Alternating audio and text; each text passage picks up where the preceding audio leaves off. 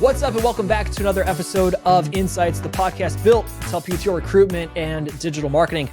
I'm joined today by David Searns, co-CEO with Haley Marketing. David, how you feeling this week, buddy? I am doing great. We are coming off of an incredible week, which unfortunately you had to miss part of. So once a year, because we're a remote company, once a year we get everybody together. So we just had the team spend the better part of 3.5 days together in a little place called Holiday Valley in Ellicottville, New York. Supercharged. It was awesome. Very familiar with Ellicottville. Got married out there. You were there. I was there. Heck of a time. And I do love the Summer Summit. I've missed it now 2 of 3 years, though. So we need to think about a different week for that. We changed it, and then your conference changed. I know. The Colorado Staffing Association has a funny way of booking the exact same week. So yeah, it is always a great time to see the team and get together and brainstorm some fun ideas with people in person. I think as a remote team, you got to be super intentional with your time. And when you have a Zoom call or something like that, you know, David, if I have you for 15 minutes, I can't nonsense with you about sports for half of that. Right. So that's good, because I would not keep up other than being really depressed at a certain preseason game last night. But luckily it was the third and fourth string players. Very low care on that one. But it is always nice to get together and see the team and get everybody together for some conversation and some innovation too. Excited too. I missed the innovations component of that. So I'm excited to see the recaps and see what people came up with. Yeah, it's part of the fun last week is we broke everybody into teams and we gave them the better part of a couple of days to work on reimagining what some of our businesses, services, and products might look like. And then on the final morning, it was sort of like Shark Tank. Everybody got to pitch their new product ideas and their business models. It was super fun. Yeah. David, while I got you here on Insights, I want to talk about marketing tactics for some of the biggest challenges in staffing right now. We are talking to countless numbers of clients right now who are struggling. Some can't get orders, most can't get orders, some can't find talent. Just coming out of Colorado and talking to some good friends there, things are shifting for them. And right now, because we know the industry is so reactive and is a metaphorical pendulum that goes back and forth between job orders and candidates, right now for a lot of people in Denver, it's a challenge of finding candidates. So I thought for this episode, I'd bring you on and talk very tactically about if I have this challenge, this is the marketing that I would deploy to help assist with that challenge. Sure. Happy to help. Before I get into any of those questions, anything that you think we should do to help set the stage? I think there's some disclaimers in the sense of, there's not a one size fit all solution as it relates to marketing, right? So maybe we deploy that disclaimer. Anything else before I softball you the first question? Yeah, what I'd ask everybody just to think about is, we're facing a time that's so unlike most of what we've seen in the past. We've had ups and downs, been in the staffing industry a long, long time. I mean, say the number. It's been around 29 years. So I'm out of fingers and toes to keep track of how long I've been in this industry. Yeah. But at no point did we have the combination of a business slowdown, technology really displacing potentially the value proposition of staffing, and competitors coming at us from every direction. It's no longer just the staffing company down the street. It's the offshore company, the nearshore company, the AI alternative combined with a tough market to sell. Oh yeah. And then we're coming off of this post-pandemic artificial highs, and part of it is the market is normalizing. And as part of normalization, things tend to be more like pendulums. It's overswung a little bit towards companies not really staffing strategically, having more full-time employees than they might need, and as a result, demanding less temporary staffing. There are a lot of external threats hitting the industry. I had you and Tom Kosnick on Take the Stage a little while ago to talk about that specifically. If you haven't checked out that episode, comb back through some of the past episodes here. David and Tom gave a fantastic conversation about those external threats hitting the industry. David, let's get to it. What do you think? Yeah, let's do it. All right. Question 1. How can I get more business from former customers? So this is a direct question that I got at a conference, NAPS, the National Association of Personnel Services. I got off the stage and somebody in the audience very directly asked how they can get more business from former customers. So people they used to work with. Yeah, if you think about your former customers, what happened? Why did they leave? Did they leave because somebody undercut you on price? Did they leave because there was a service issue that didn't get resolved? Did they leave because there was a transition in the HR department and somebody went with their friends down the street? There's a whole bunch of reasons you might have lost business. So when you think about going back to those companies, this is going to sound a bit trite, but pick up the phone and call them. and I don't Is that marketing? mean that jokingly, but things have changed in their world. So if your contacts are still in the same role, just take them to lunch, get them on the phone, grab a coffee. What's new with you? I just want to catch up. Don't go in there trying to sell a job order. You're trying to find out what's changed in their world. Now, let's say the decision makers have changed. Then and now have to think about and almost treat them like a cold prospect. The fact that you worked with them in the past doesn't matter. So I've got to go find, well, then where are the people that do know me? How can I leverage those relationships to get back in? And the specifics, Brad, if I'm thinking about like, how am I going to reach out? Well, before I ever pick up the phone or attempt to reach out via an email, I'm going to do a little homework. And I'm going to try to figure out what's going on in their industry right now. What challenges are they likely to be facing? And I want to treat them with as much research as if I didn't know them, like a cold lead, so that when I pick up the phone, I look like I've really been paying attention. I want to show that I still care about this organization, that I want to see how we can serve them. But then I want to pick up the phone to talk about the business needs in their world. And then we can get into the staffing challenges. We can get into how current vendors are performing. We can get into pricing issues. But first thing I want to know is what's going on in their organization, what challenges are they having that I might be able to help with. Hey, it's Brad taking a short break to tell you about my friends at MJA and Associates. For over 20 years, they've helped staffing firms just like yours save serious money by identifying and claiming federal and state tax credits, such as the Work Opportunity Tax Credit, handling the entire process from start to finish. The best part? With their performance-based pricing, they only get paid when your business saves. No setup costs, just real savings. Stop worrying about the Work Opportunity Tax Credit and let my friends at MJA and Associates do what they do best. To learn more, visit mja-associates.com. That's mja-associates.com. All right, let's get back to the show. I would agree. I think picking up the phone and having a conversation makes total sense. I don't think you can deploy any marketing until you at least know what the pain point is that you're trying to overcome or help with, right? If you think about a tool, and I think you use this analogy quite a bit, right? The screwdriver is a great tool until you need a hammer, right? And if you're calling on somebody who's a former customer and you're leading with the problem that they had maybe 5 or 7 years ago and still trying to solve that problem that you solved 7 years ago, it's not going to work, right? So we need to have that conversation. We need to figure out where they're at in their business right now. Yeah, and good marketers, one of the things you're going to think about is segmentation. So I want to divide my former customers into buckets. What industries are they in? Maybe that's a bucket. What decision makers did we deal with? Was it HR? Was it hiring managers? Those may be different buckets. The why did we leave? That's a bucket. And then as I start looking into all these buckets, then I want to think about what's the best message to get them interested in talking to me again. Because if I understand their needs, if I understand their job function, if I understand the reasons we lost the business, I can figure out the smartest way to try to go back in. Yeah, and once you have that segmentation, then you could look at things like marketing automation. You could look at even pay-per-click advertising that surrounds those people, but you at least know the messaging that speaks to that desired segment, and you're not getting generic messaging to them. Yeah, and you just brought up a good one. Like I know a lot of organizations want to just let's create an automation, and that actually can work really, really well because you can reconnect with people at scale. So I can try to go after all the people we lost, see where are they now. And that may be part of my automation is, hey, just want to see what's new with you. Business has been kind of weird. And I want to find out what's going on with you. And I can open that door again. I know we had one client that did this and brought in an enormous amount of business with a very simple automation program just to reconnect with those individuals. You can also get a little more sophisticated when you're thinking about the automations and now start to do more, value-added nurture marketing with these people to try to reopen the door again, knowing who they are and what they're interested in. What do you mean by that?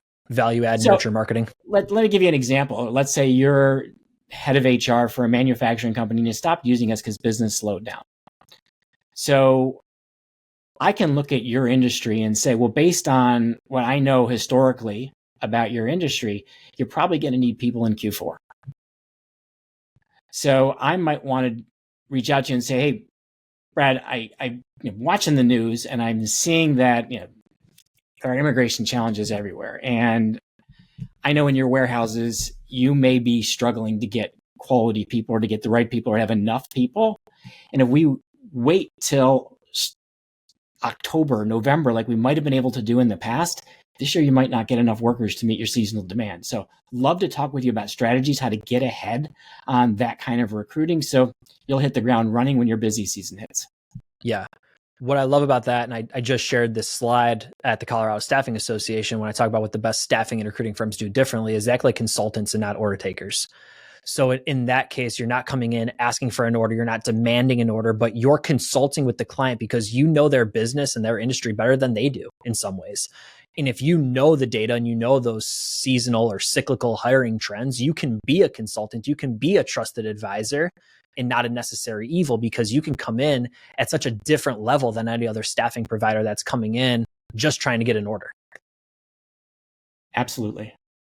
That's kind of why we talk all the time about understanding your client's industry, not just your client's staffing needs. Because if you understand their industry, then you know how to speak their language and you're much more likely to be that consultative problem solver. Anything else you want to add before I go to our next question? No, let's move on to number 2.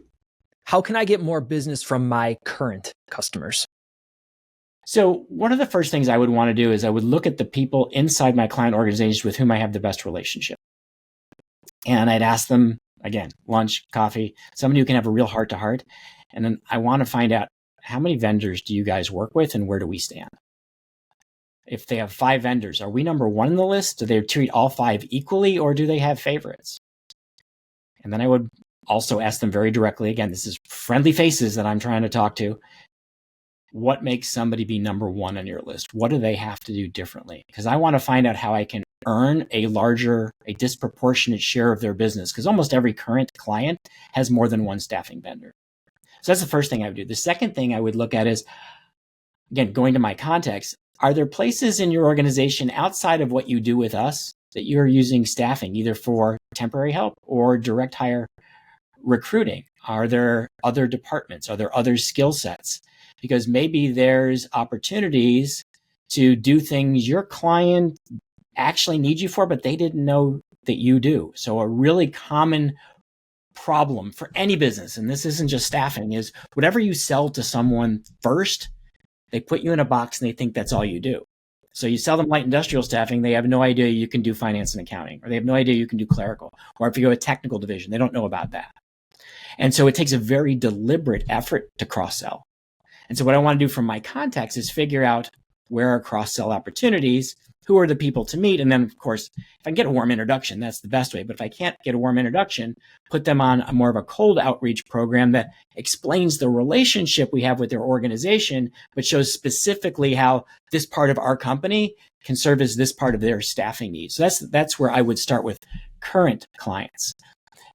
The second thing I would do is I would really want to sit down with my clients and I would ask them about things that would drive demand for staffing. So do they foresee any seasonality staffing issues coming up that are out of the norm? Maybe they're expecting a bigger Christmas season or a slower Christmas season. Maybe there's certain plants or facilities that are likely to be busier.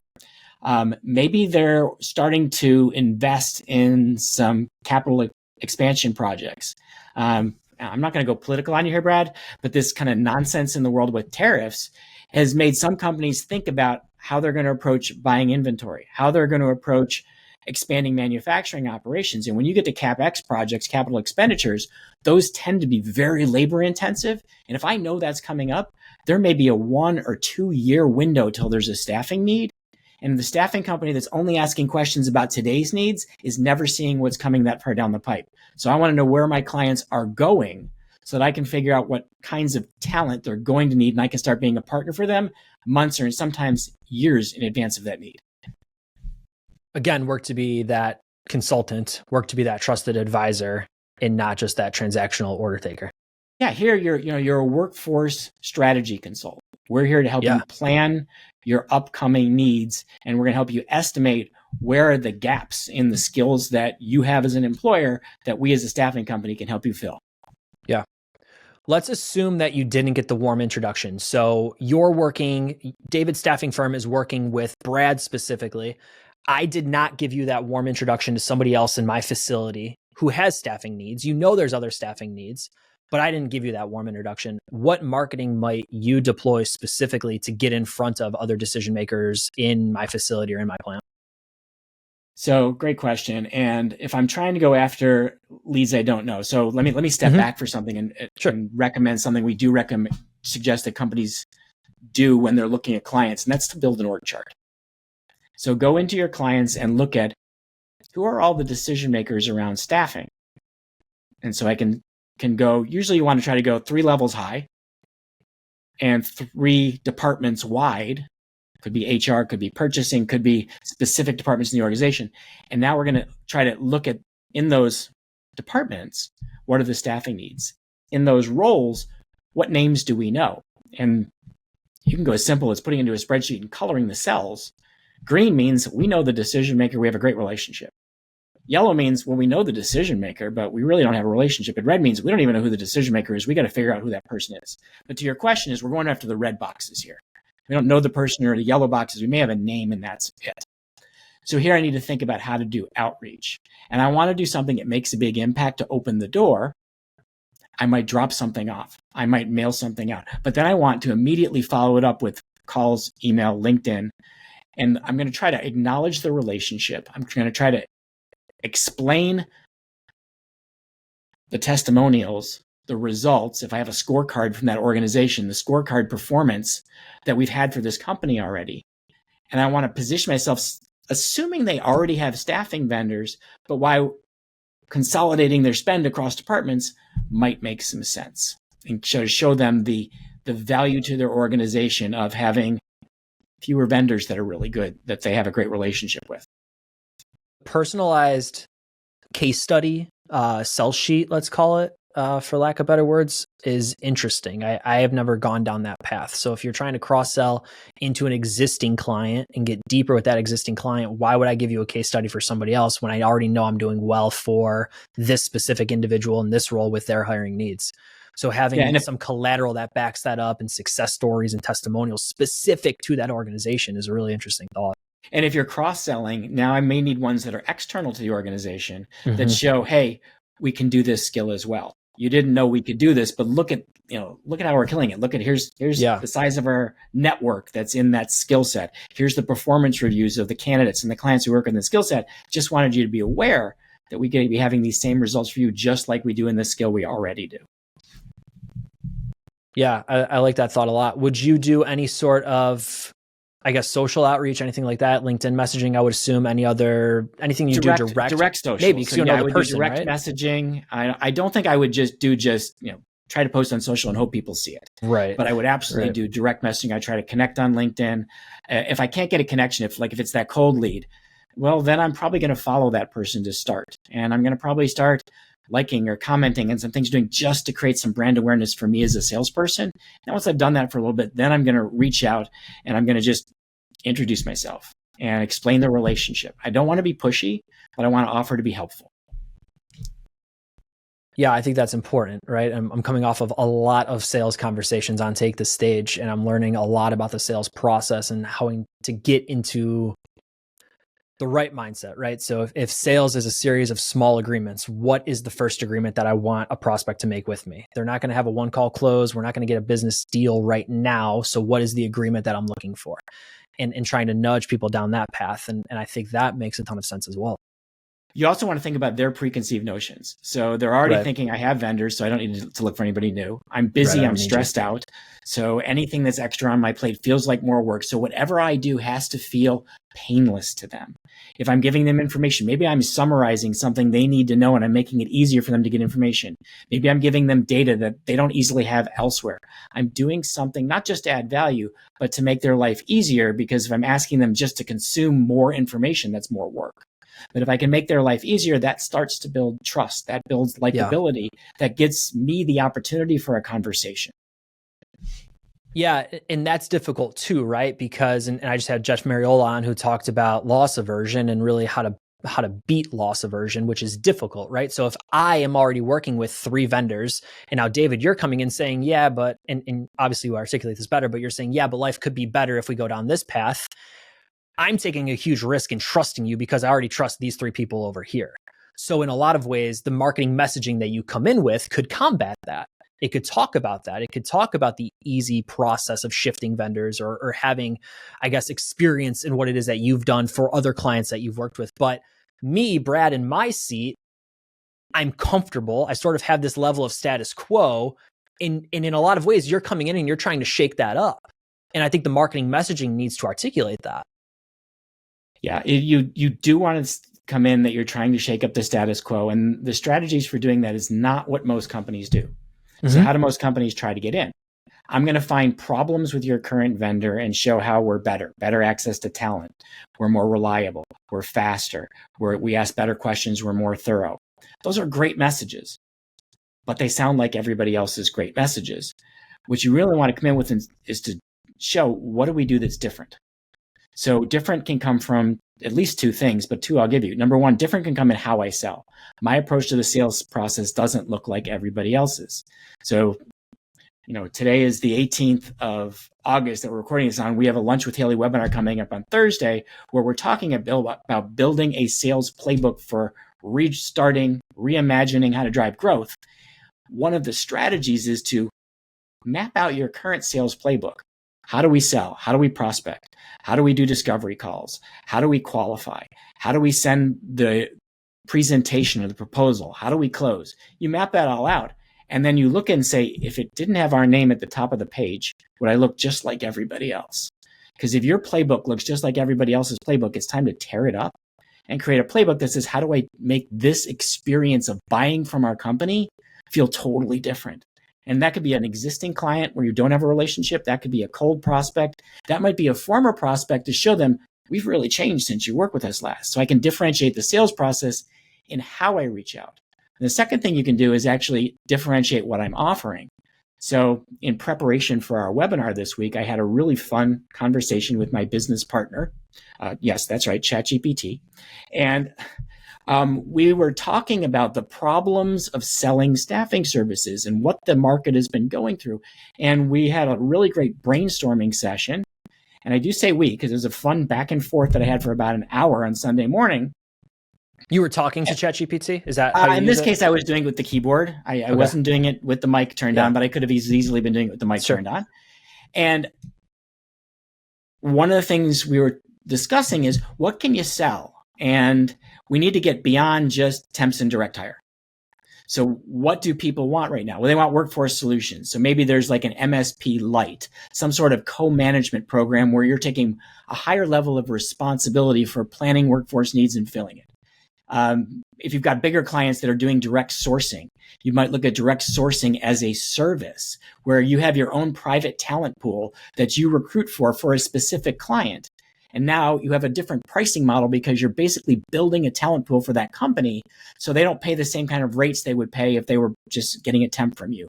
If they're getting the same candidates over and over again, they get the benefit of this being a private talent community. But your company is the one filling that pipeline for the client. Completely different approach to staffing. You may look at employer of record solutions for companies that say, we need to have more unique hiring models besides putting people on our payroll or yours. So we may have people there. They could be interns, seasonal workers, where we want to do more of not putting people on our books because we know we're going to have more churn. We don't want the employment liability. So those EOR solutions are beneficial. You may look at the on-site programs in a new way, saying, could we have really embedded teams doing more to help our clients proactively manage their staffing needs, help people upskill while they're there on site, help ensure performance of the temporary workers so that you are providing higher value. And you may bring that to even smaller companies, thanks to what we're doing right now. It's the remote world. I can do remote embedded teams to help my clients manage their staffing function for certain job functions, not for all. Maybe you do statement of work. And you could look at, could I do statement of work in non-traditional places, breaking other work into projects where you own the deliverable, not just the hours. One that I really liked is expanding the role of staffing from I'm recruiting people that I'm going to place with you to I'm helping you with your recruiting. So maybe you're doing outsourced sourcing. Maybe you're actually getting into recruitment marketing, but you're thinking more holistically, not necessarily to the level of RPO, but beyond the level of traditional staffing to bring new services to your clients. So if just looking at your clients' challenges related to people, you may think of new products. And I'm going through all this, Brad, because if you're thinking about how do I get in the door, whether it's a former client or somebody I don't know within a current client, having a unique service offering that solves a different problem than traditional temp help and traditional direct hire gives me something very unique to talk about. So if you combine that differentiated sales outreach with differentiated deliverable, you really are now a market of one. You can also charge whatever you want for that, so you can't get beat up on price. In an Certainly industry that loves to beat each other up. As far as whatever you want, because they still have purchasing people and financial people who are going to ask you to show ROI, but it's not going to be. But it's not going to be a race to the bottom. 100%. And what you're probably, for people listening, what you're probably seeing is clients going, I'm expecting you're using AI in your solutions, and that's going to lower your cost by X percent. Let's say you're saving 10%. Yeah, we want 8 of that. You can keep 2. And that's what the purchasing people are going to be doing to you. So by changing it out of traditional pricing, you do reduce that commoditization. Yeah. All right. Anything else you want on that one before I get you another one? No, that was long. Sorry. All right. It was perfect. Long's all right with me. All right. This is a good one. I'm down a sales rep. Can marketing act as my sales rep? Hey, it's Brad taking a short break to tell you about an offer exclusive to listeners of Take the Stage. 30 minutes of strategic marketing consultation with me, completely free. Hey, whether you're looking to drive more sales or more job applications, I want to help. Visit bit.ly/stage offer. Pick a time that works best for you. That's it. Again, whether you want to drive more applications or more job orders, I want to help. That's bit.ly/stage offer. All right, let's get back to the show. Oh, I'm going to give you a bit of a bipolar answer. Yes and no. So can marketing handle a lot of outreach? Can it handle nurturing? Can it handle figuring out who to target? 100%. Can I use AI? Can I use other tools? Can I outsource the function to someone like a Haley Marketing? Yes. Will marketing replace the relationship building, the picking up the phone, the closing the loop that a salesperson does? No. So what I really want to do is I want to use marketing to take every salesperson I have and make them 125%, 150 or 200% of their capacity by supplementing their skills by looking at where can't they do things because there aren't enough hours in the day. So marketing plus sales is the highest ROI. Yeah. Again, I was just in Colorado speaking at the CSA annual event, and one of my slides is that we need to integrate marketing and sales, and we need to create a system that marries the marketing system with a sales system. And David, the number that I know we say at Haley quite a bit is if 90% of sales reps are giving up at the 4th attempt, and we know that it takes 17 to 20 touches for someone to fundamentally know your company exists, mathematically, 4 is not 17 to 20. So marketing can help us get in front of the right people to warm up the opportunity where we can have a fighting chance at a conversation, because candidly, we're giving up too early. Yeah, it's funny you should mention that, because I've always historically gone with it's 9 steps, it's 12 steps, it's 15 to 20. But I'm seeing more and more that it's 30, 40, 50. Yeah. But a lot of did you hear Brad Smith's number? No. Brad Smith was at Vice's group, and there was a CMO there that said 70 touches, 70. Well, they track it in their CMS. Yeah, a lot of them are, they call them no-click touches, meaning they're not visiting your website, they're not calling you, they're not downloading a white paper, they're not doing anything. But they're seeing your brand repeatedly. And there is a very old adage, this is not new, that repetition breeds trust. And trust gets people to want to buy. So the more people see your name in a positive way, the more beneficial it is to even, and this kills me, if it's not really measurable. So what can marketing do? Yeah, all those non-click touches, those are all going to be marketing. Yeah. Yeah, I think they're underutilized, right? If we think about consumer goods, you think about the Bird Dogs, you think about the Lululemons of the world. I love built shirts. Those are all non-click touch points, right? It's how many times can I see? How many times did you see their brand? I don't even know if I could tell you. I remember actually a while ago, there was a supplement company that I really liked. And back when Matt Lozar still worked here, I screen recorded my Facebook feed. And then as I was scrolling through it, I saw the same product probably 5 or 6 times. And it was every third or fourth ad was this product that I was considering looking at. And it was so in my face. I ended up not buying it just because I didn't think I needed it. But the repetition was there that you almost form a loyalty to the product before you've tried it because you've seen it so much that it's almost ingrained into your head that, oh, I use this already. It's crazy. Yeah, there's another good example. I'm sure you know who Alex Hormozi is. For those who don't, he's a very famous marketer. Love him. He wrote a book called $100 Million Offers, another one called $100 Million Leads, and he's got a brand new one coming out or just came out called $100 Million Money Models. So what Alex did is he's using Meta as his advertising channel. This is B2B sales. He's looking for B2B marketers. He's exactly what you described. Every second or third ad will either be a static ad or a video of him promoting this new book and all the freebie benefits that you get for being an early adopter. And then he also has a program, which I just learned about, to get you to buy 200 books. And he gives you all of these freebies. And I was watching how much he was spending, thinking, wow, he's got to have almost a limitless budget for what he's spending on advertising. He was holding a webinar for the launch, and this was 3 weeks ago. He was at 450,000 people registered for his webinar. Yep. 450,000 people. Now, I know he spent a lot on advertising, and if even only a fraction of them just bought a book and didn't buy the 200 book club, he still was going to make a massive return on investment. Nobody's doing that kind of attention grabbing in the staffing industry. It's expensive, and I'm not suggesting people listening today are going to go spend every fourth ad being their staffing company, but we're not thinking about all the ways to capture people for those 50, 60, 70 touches. And I have not clicked on Alex's thing, but I watched it every single time, and I know all about it because he was there frequently. Yep. Big fan of Alex Hormozi. Big fan. We could go down a whole rabbit hole about ads there that I don't know that we need to for this episode, but I can maybe bring you back on another one. But I do, I do worship the gospel of Alex Hormozi quite a bit. I was saying, don't bring me back from ads. That's like you need Sean and Aaron and the people who know way more than I do about that. Yes. I know enough to get in trouble.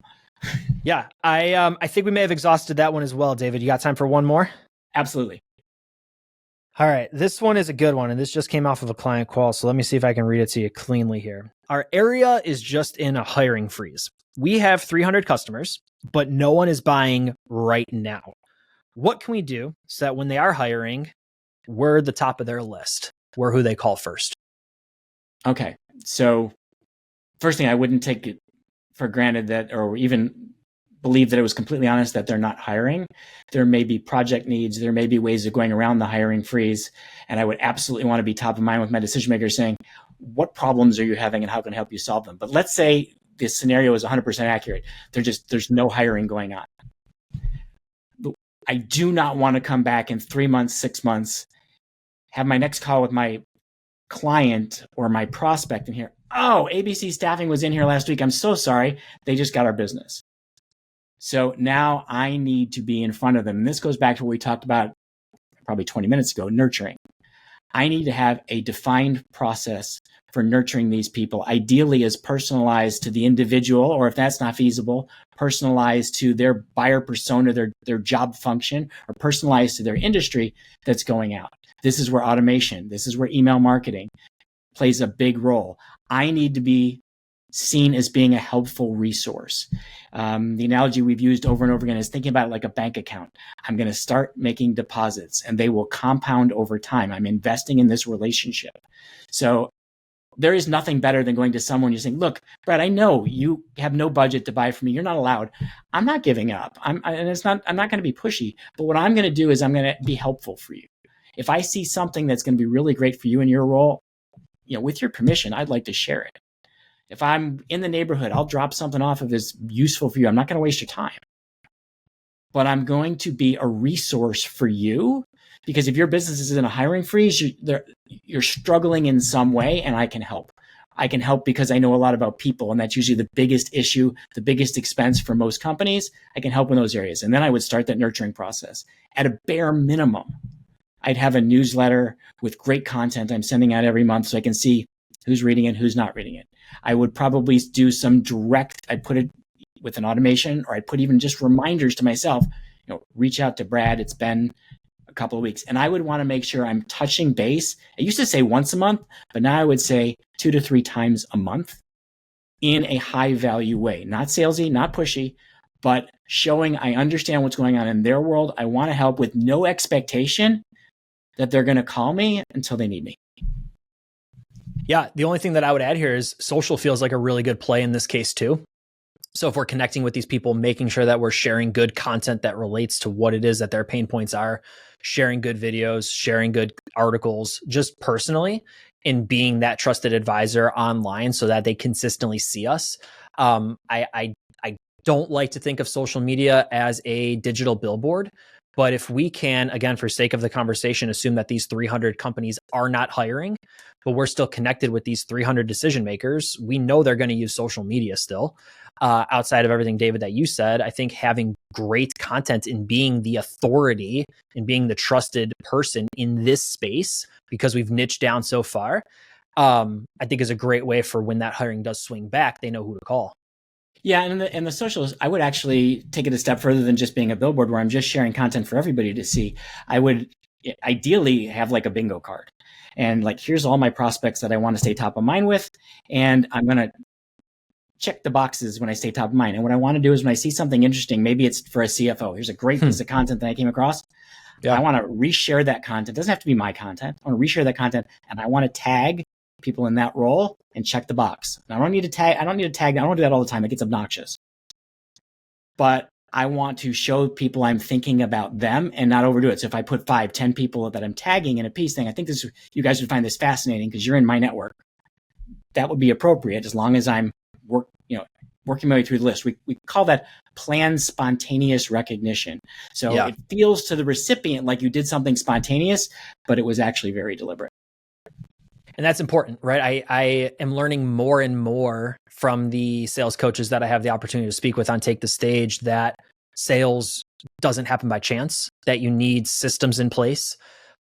Lately, I'm on this kick where even having sales goals isn't the right destination, but having sales systems to funnel towards your goals, which are checkpoints, is sort of the right mentality and methodology to have. So yeah, you certainly don't want to wake up on a Monday and just say, oh, I guess I can message 5 people that I'm connected to or 5 prospects, but having that planned spontaneous outreach makes complete sense to where I'm at in my thought process right now as well. Yeah. And Brad, also, I don't want to take the client says, oh, call me back in 3 months or 6 months and put it in my calendar. And that's my next touch. Right. I need to have a whole bunch of touches so that 3 months or 6 month check-in, when I am picking up the phone, the person's like, yeah, I've been waiting. I really appreciate everything you've done for me. Let's talk. They feel a sense of obligation because you've done so much for them. I've consulted with hundreds of staffing firms over the last year. And if you're anything like the owners or sales leaders I'm talking to, you're probably asking the same 2 questions. How do we open more doors to get more conversations? And how do we close more deals? Here's the good news. I've seen what works. And right now we're making it even easier to boost your lead generation without blowing your budget. For a limited time, Haley Marketing is offering 20% off our most powerful marketing tools for staffing and recruiting firms. That's door openers campaigns, custom integrated direct marketing, digital marketing solutions, sales automation services, and our exclusive Haley Mail content marketing system. We're limiting this offer to the first 30 companies that sign up. And if you're already a Haley Marketing client, the discount applies to new services only. So if you're ready to drive more sales in 2025, we'd love to help. Head over to bit.ly/Bialy20 to learn more. That's bit.ly/Bialy20 Bialy20, all lowercase, to learn more. All right, let's get back to the show. David, before I let you go, anything else on your mind from a marketing standpoint? That's a very open-ended question. I'm sorry. Yeah, this is kind of a big one, and it was an aha I had probably 2 weeks ago, which has been thinking about a lot of our clients, and it's like a tough time to invest in a new website. And so most companies aren't going to do it. But then we're looking at when people built their sites, what was the staffing recruiting market like? And for 90% of the industry, they built their website at a time that almost their sole focus was recruiting. And they have a website that's keenly focused on attracting and converting talent, where almost the employer's a secondary path or an afterthought. It's time to, maybe you don't need a whole new website, but you just need an alternative entryway for employers that's really focused on helping them solve their problems. That's been in my head is I think most companies need to revisit what's on their website to increase those conversion rates, because the world's changed and your website probably hasn't changed with it. We talked about that on Insights a while ago. Again, it was Matt and I back when he was still here. We talked about how you should treat your website like Lululemon or Bird Dogs. And, you know, if you think about consumer goods, I don't know if you're in Florida or Buffalo right now. So let's use me in Buffalo as an example. Right now, any Buffalo clothing stores that have a digital footprint are going to start advertising hoodies and pants and hats, right? Winter clothes. In the summer, though, it's polos and shorts. And the site, it's not a whole new site, but to your point, the entryway that gets me into the site changes. I think staffing and recruiting absolutely needs to do that. If right now the biggest challenge is getting orders, let's pivot the entry point of the website that speaks to that. So, and it can be campaigns with landing pages where there's just, I call it a doorway, but it's an entryway into your website that's just for employers. Or you might even have alternate versions of your homepage and you switch back and forth depending on market conditions. Do I need a recruiting focused homepage? Do I need a sales focused homepage? I haven't seen anybody doing that. And it seems like really easy, a low cost way I do too. To effectively redesign your website before you're ready to build a new website. I think it's a great idea too. I even on that episode, this is kind of unrelated, but I on that episode mentioned, you know, if you're in Buffalo, why not swap out the images so in the winter everyone is in the snow, right? Like let's make it super, super basic. I just thought that'd be kind of fun, but that's a little bit different than entryways. That's more the artistic and stylistic approach to the site. But hey, I digress. No, but David, it goes back to one key thing. I just want to wrap on this from my end, Brad, is that, you know, people need to see themselves in what you sell. So whether it's your website, your social media, your sales outreach, if they see themselves in who you are and what you are as an organization, they want to do business with you. If they see you as a vendor, as just a commodity part of the staffing industry, they have no reason to make a change. Yep. That's our show. And thank you for listening to another episode of Insights. If you found this episode valuable, we would love to know. You can message David or Brad on LinkedIn and share your thoughts. If you have a question for us, you can tweet us at Haley Marketing or email info@haleymarketing.com. And of course, if you need a hand with your marketing or recruitment marketing efforts, we'd love to help. Again, message info@haleymarketing.com and be sure you tell them that Insights sent you. To our co-CEO, David Searns, I'm Brad Bialy. We'll see you next time.